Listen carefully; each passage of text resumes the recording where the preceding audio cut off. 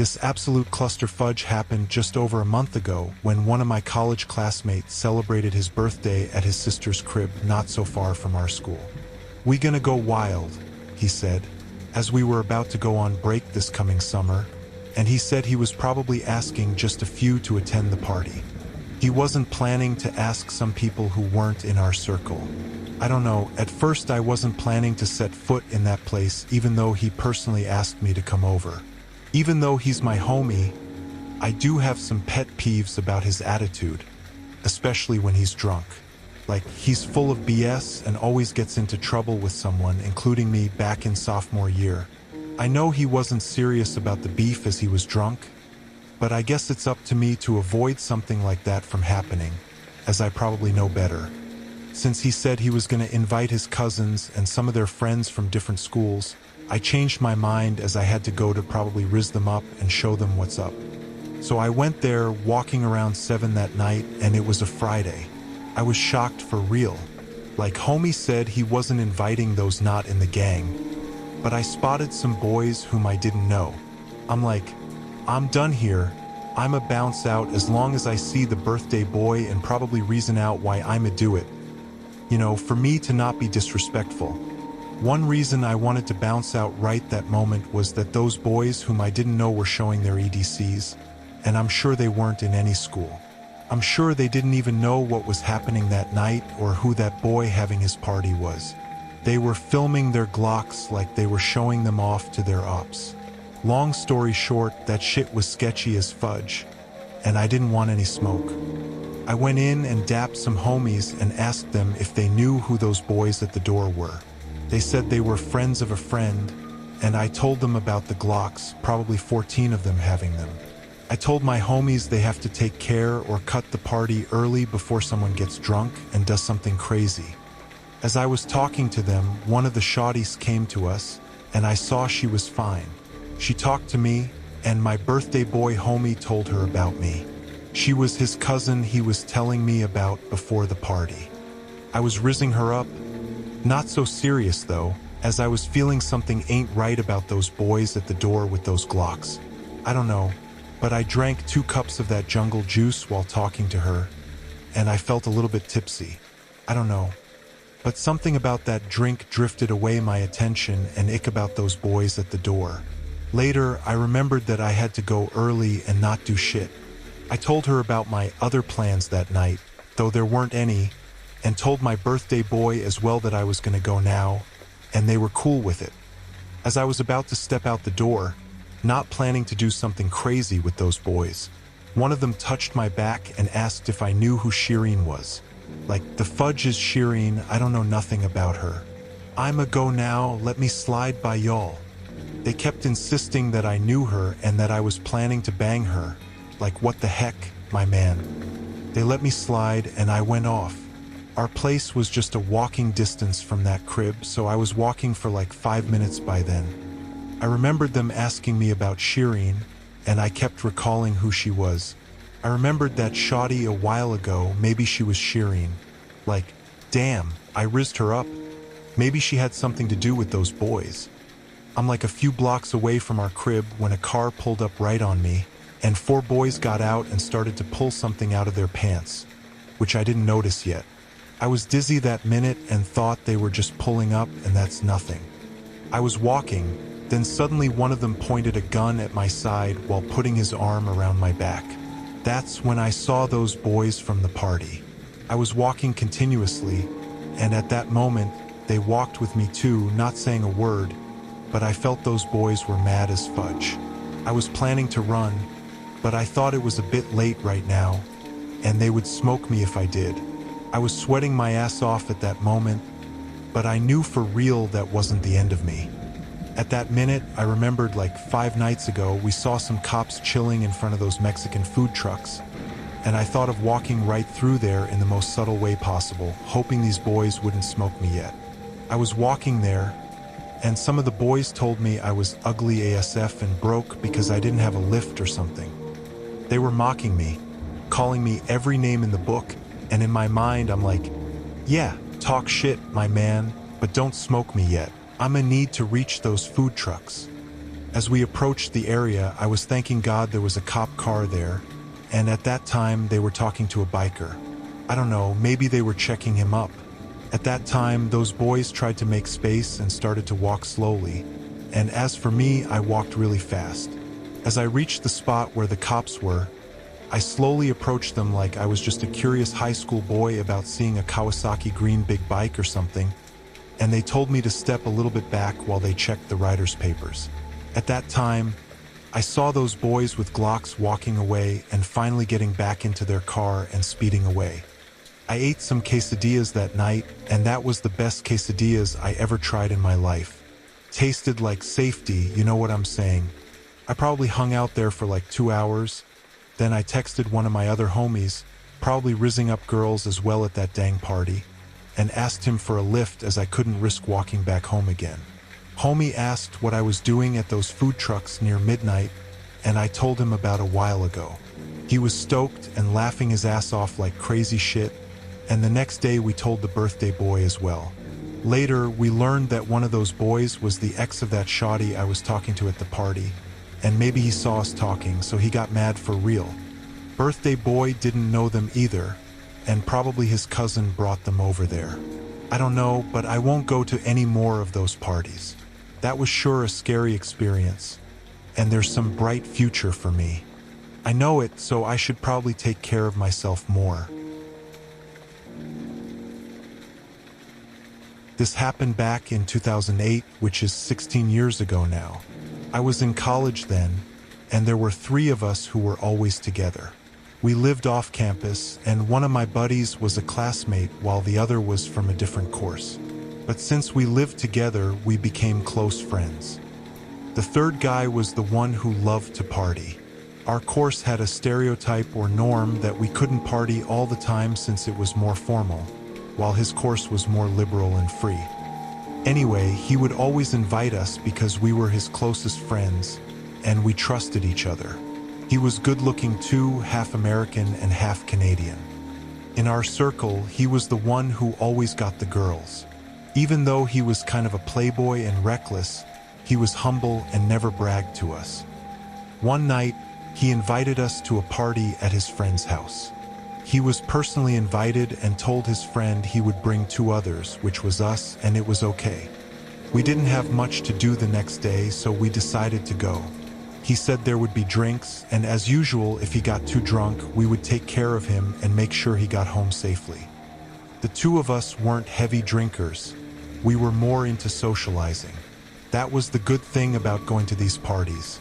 We met many new people and made connections that could be useful someday. There were girls too, but we had to be careful because it was a crucial time for us as we were close to graduation, and we didn't want to mess up our future. That night, I met a girl named Kathleen. She introduced herself and said she was an engineering student and loved yoga. I got curious about her course in yoga, so we talked about it while sipping some booze. I found her pretty and interesting. I was single at that time, and she mentioned she was single too, so we talked about her course and mine. Moments later, I noticed she was giving me this intense look. She subtly licked her lips and bit them while looking at me from the corner of her eye. Later, she suggested we move to a spot outside the house where we could talk more. By that time, there were only about 30 people left, including us.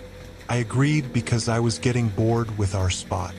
But before we left, I signaled my 2 friends to let them know I was changing spots. I saw they were talking to some people too. When we got outside, she became clingier and asked me how many exes I had.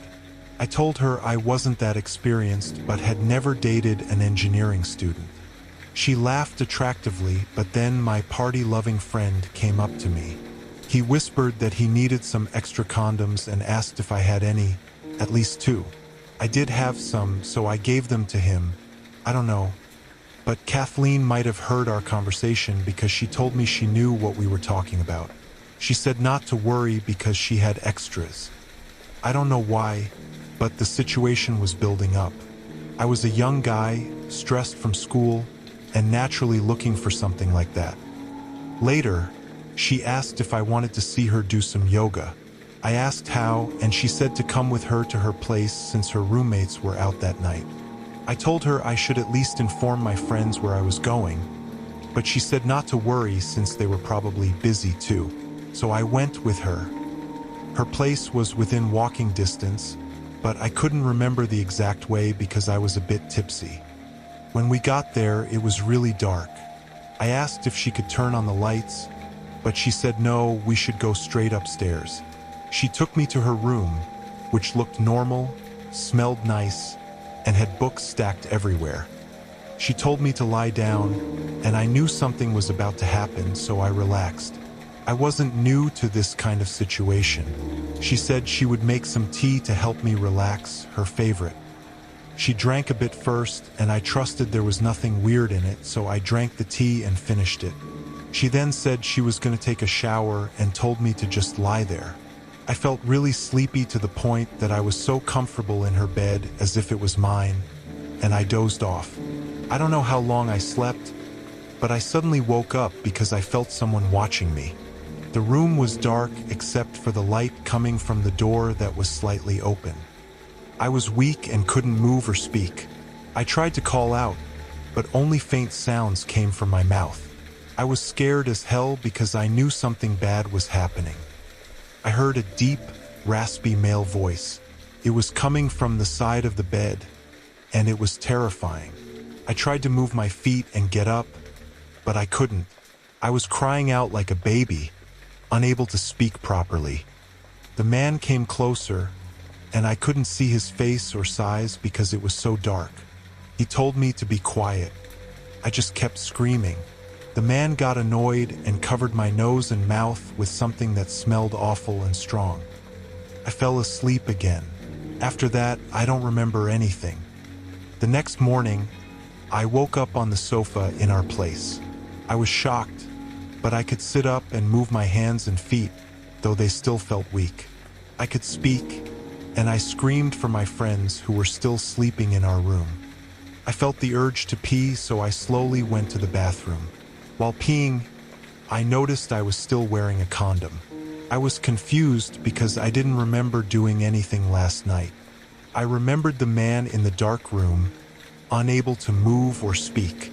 I felt pain in my chest and saw scratches when I looked. When my friends woke up, I asked how I got home. They said they didn't know because they came home first and didn't see me. They assumed I stayed with a girl since someone told them I was with one. So they didn't worry much and just went home. I was just in shock, trying to piece together what happened. The worst part is I couldn't remember the house where the girl took me. I never saw her again and didn't plan to. That experience scared me, and I was out of it for a month, always scared. I couldn't forget that man's voice in the dark room. It sounded like a demon. This is the first time I've recalled that experience. Some people can do weird and scary things to others. I'm thankful I'm safe, but we should always be careful and never lose control of ourselves.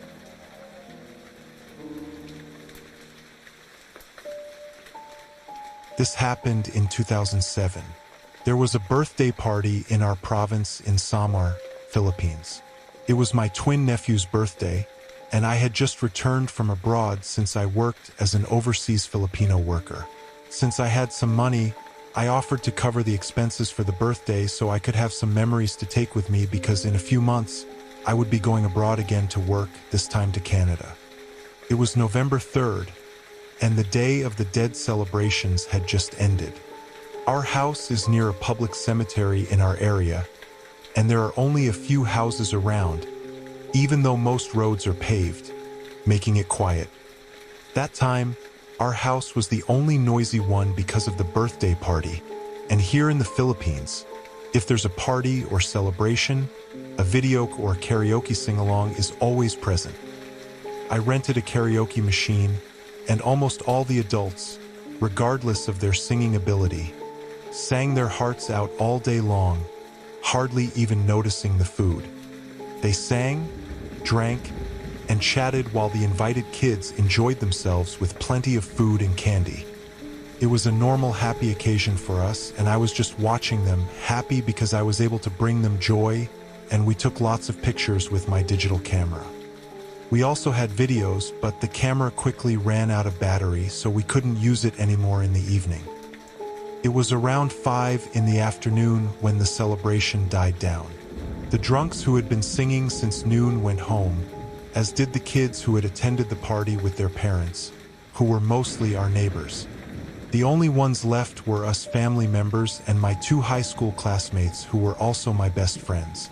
They visited the house because they heard I was home and said they missed me, so we planned to bond.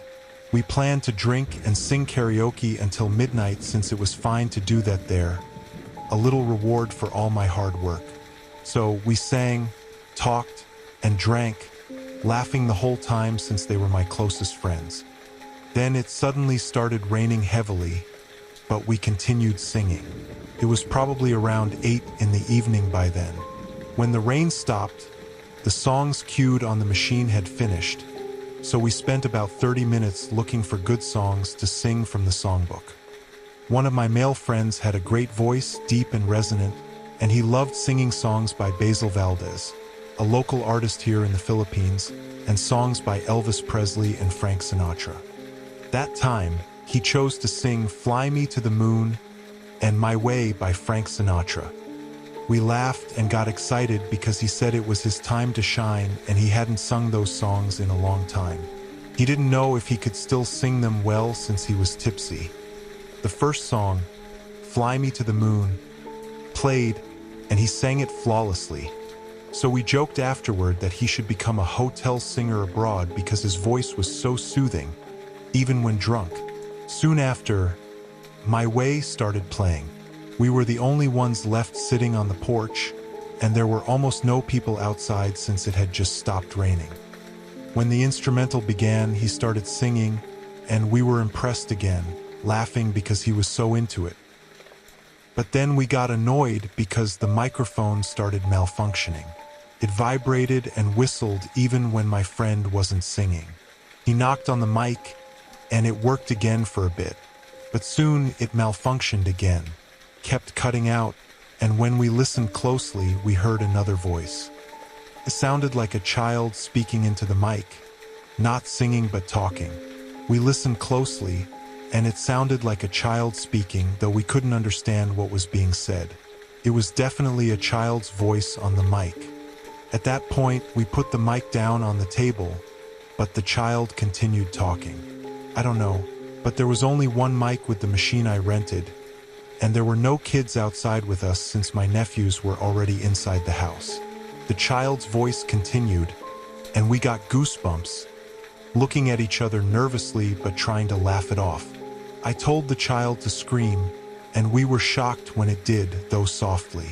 I told it to go ahead and sing, and once it was tired, we would turn off the machine. My aunt noticed and came out to the porch, asking who was singing. We said it was probably a ghost child, and she was startled, causing a commotion since the mic was down. Gradually, the child's voice faded from the mic. My friends were terrified to go home since they only had a motorcycle, and I was scared too, so we turned off the machine and just talked about our ghost experiences from when we were kids since that was the vibe. I told them that since they had been drinking, they might as well sleep in my room, which was spacious, and honestly, the fear sobered me up. Up until today, I still can't forget that experience. It was one of the scariest experiences I've ever had, and I guess there really are things like that in our world. Whether you believe in them or not, you have to accept that they're there. We just need to coexist with them and give them respect. I realized that maybe we disturbed some spirits in the nearby cemetery, so they decided to join our sing-along.